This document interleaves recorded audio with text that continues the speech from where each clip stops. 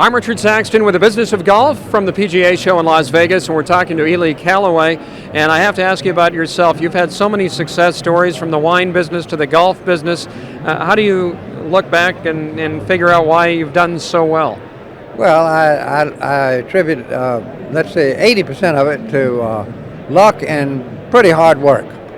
Yeah, and so that's it in a nutshell. How long have you been healthy? I've been lucky enough to be very healthy, which is luck, a lot of it. You inherit genes, either good or bad, right? Terrific. How long have you been in the golf business now, and talk about the exponential growth that your company saw when you initially got in? Well, in 1983, our first full year, of course, we were the smallest golf club company in the world. And in 1998, the current year, or 1997, we are, I would say, by far the largest golf club company in the world.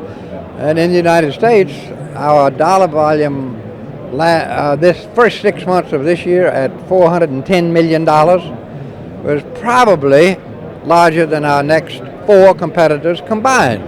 Now, how did that happen? It happened because we have a philosophy of working hard as we can to make a product, a golf club, that is truly more rewarding to the user than any of our competitors' clubs are. It's just that simple, and we've been pretty lucky in doing that.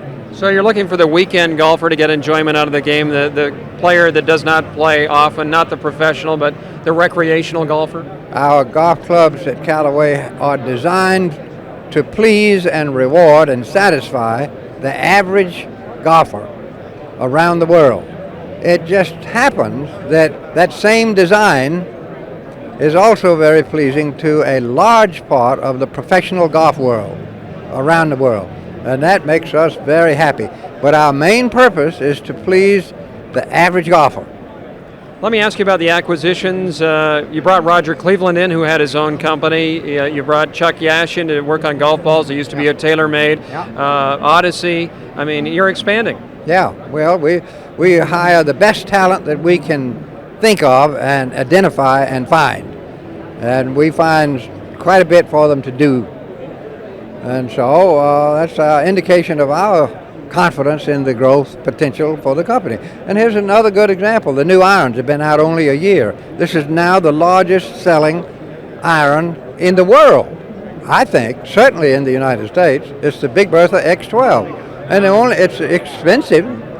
It's not cheap. So the only reason it became in 1 year the biggest selling iron in the United States is because it's a pleasing golf club to a lot of people. When people say to you, what's next? You've got the X12, you've got the new Steelhead Woods, you're working on a golf ball that'll be out shortly. I mean, what is next for Callaway? Are you going to buy anybody? There were rumors that maybe you would even be bought. What's the story? We don't predict the future. If we see an acquisition that we think would enhance our shareholder value over the long run, we would try to do it. But I don't see anything like that now. And so I think that all we can say is that we are working very hard and will continue at our core business of making the best golf clubs we can, plus the golf ball, which really isn't expected. We don't expect it to be on the market until the end of '99. Do you think golf has hit a pause in technology development, or hit a wall, as some people are saying? Well, if you leave it up to some people in the USGA, technological advances in golf club design and golf ball design may hit a wall if you leave it up to some of the people in the USGA. Fortunately, they decided here recently that the Big Bertha type of golf clubs were not going to be banned, so that was some good forward thinking. But we expect there will be a continuing dispute between the golf club manufacturers who want to make better products and some of the ones in the USGA. Terrific. Probably a long term. Ticker symbol ELY, named after you appropriately. It was an easy ticker symbol to come up with. Yeah, well, one of the chief executive of the General Electric Pension Fund, Mr. Dale Fry, named that. He selected it right before we went public.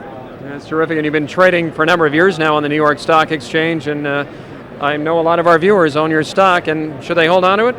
Well, we've been on the New York Stock Exchange public since February the 28th, 1992. How much hands-on are you in the business right now?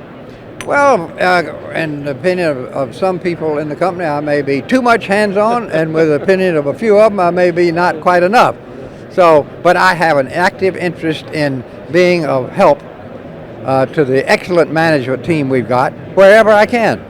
It's been great talking with you, and thank you very much, and continued success. Thank you, Richard. All right, let's hope the stock goes up. Ely Callaway of Callaway Golf, my guest on the Business of Golf.